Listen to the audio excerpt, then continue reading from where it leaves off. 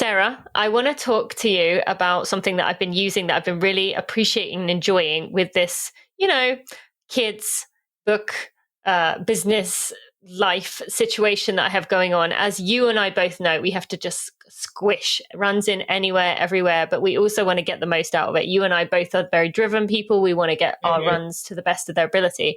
And for me, a lot of my runs end up being when I wake up first thing in the morning, I go straight out the door. And have you ever tried blackcurrant, the flavor? I love it. Oh my God, me too. Yeah. Blackcurrant is something in England for listeners. Blackcurrant is a berry, but it's like slightly tangy, slightly sweet. Is that how you would describe it?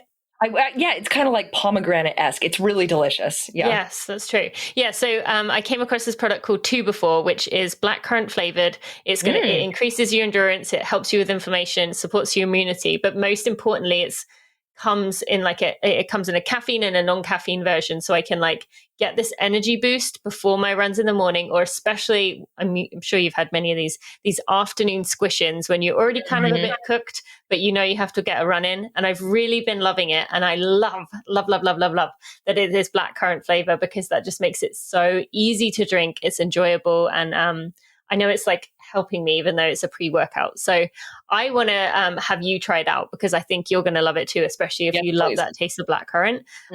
But I want to tell listeners, if you go to 2Before, the number 2before.com, and use code TINA, you can get yourself 30% off. I definitely encourage you to check it out. If you are stretched for time, squeezing your runs in, busy person who still wants to get the most out of your training, this is such a great product to have. So yeah, thanks for listening, Sarah, because I think you're going to love it. I'm literally looking up on my phone right now. Thank you. Love it.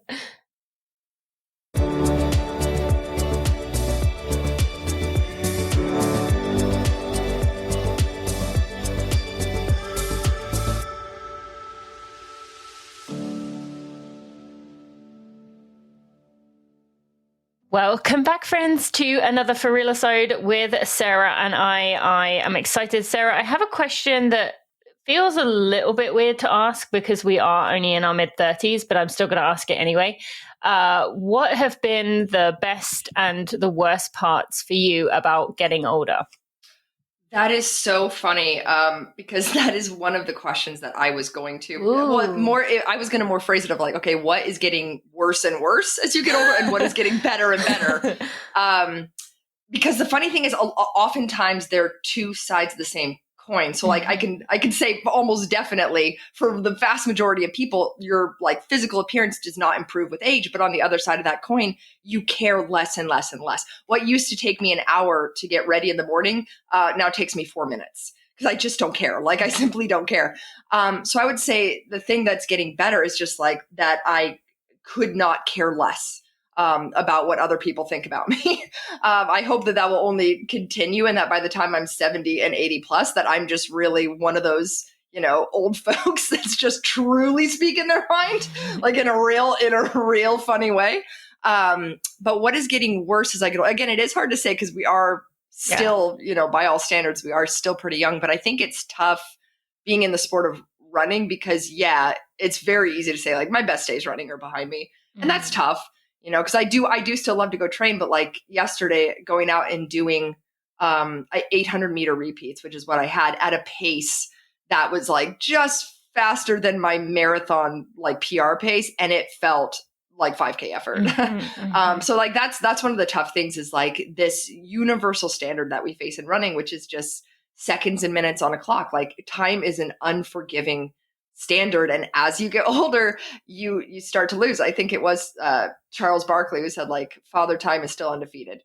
It's that's a hard thing for athletes. And then there's another one of my favorite quotes is from this. He was actually a baseball announcer for years, but he said, it is but a blink of time between the All-Star game and the old timers game. And I feel now I've opened my eyes and just realized, how did I get here? I'm now at the old timers game. Not quite. Do you really think that your best days are definitely behind you, running wise? No, but I'm hurtling toward 40 in a way that makes it very unlikely that I will PR again. I think right now, if I were to commit to a year of even much less mileage, but true speed, and throw on a pair of carbon plate shoes, which I've never done in my life. Could I set a 5K PR? Probably, yeah, because my 5K is from, a hilly road race in Boston, like in the middle of marathon training.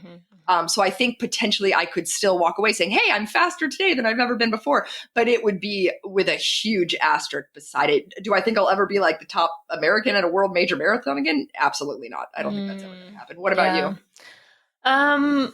Yeah, I think similarly, the best things are like really learning to not, for me, like appearance wasn't really ever something that I was too concerned with. I guess other than the fact, as you now know from reading my book, that like body image wise, like the way that I like physically looked as a runner, that was definitely, something that I cared about. But like the way that like whether I was pretty or not to the world, other than being a teenager, I haven't really cared about that. But I would say for me, it's more like speaking up in situations like, being at a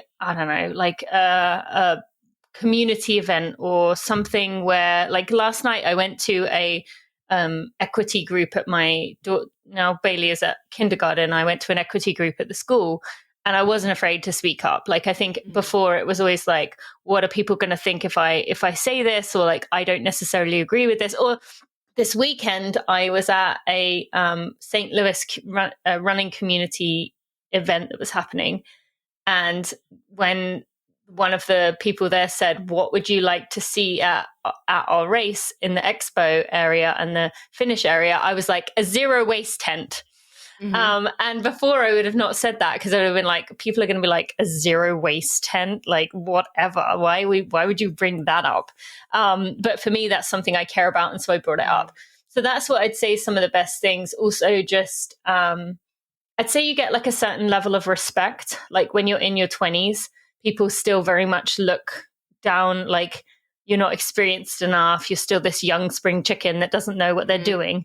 But I also don't know if that's part motherhood. I feel like when you become a mother as well, people kind of like, if you can take care of a child, you kind of give it a level of respect.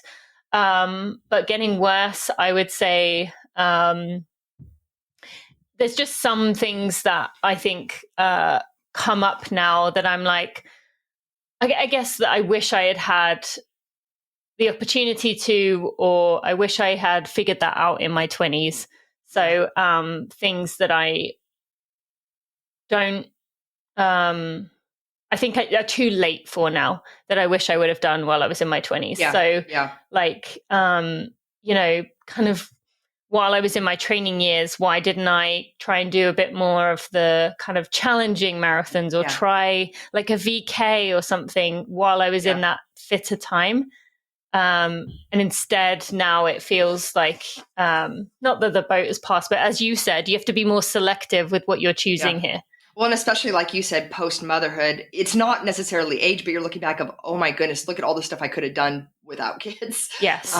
Because you're so much more limited. And I don't know about you, but like time just seems to go faster and faster and faster. And now I'm in my 30s, and it's like, I remember like being a kid, you get out for summer break and it's like the whole summer, and it's like that 8 weeks stretches on to eternity. And now it's like, it was January and I blinked and it's September. It's like really time just seems to go really, really rapidly. And I was talking to my dad the other day, who he is 63, and he's like, that just keeps speeding up. So that's the thing that's scary, is I feel like it does increasingly feel like you're strapped to the front of a freight train that's just not slowing down. Yes. And right now that freight train is hurtling toward 40, but we're going to get to 40 and be like, wow, I didn't realize how young 40 was. Think about how 50 is going to be, so it's all perspective. I have heard so many people saying in their 50s that like, the decades have compiled with like just feeling more who you are and not caring and really growing into yourself, and how in the 50s, that's when so many people feel like they are thriving. So like there's a part of me that's like, wow, that sounds incredible. Bring that on. Yeah, this is actually a weird stat, but there is a huge drop in estrogen and a rising testosterone for women in their 50s and the opposite in men. So you see like this big surge of divorce in their 50s because women want to go like live this big crazy life because they have all these best hormones and they've severed that like psychological umbilical cord with their kids, and the men just aren't up for it. So I do feel like the 50s might be good times. Not that I'm planning on getting a divorce. I'm hoping to drag Michael along for the ride. But yeah, I think we have good times ahead. Yes. Good question. Thank you. That was my question, but you said, you said that you also had that question. So I'm glad we were on the same page.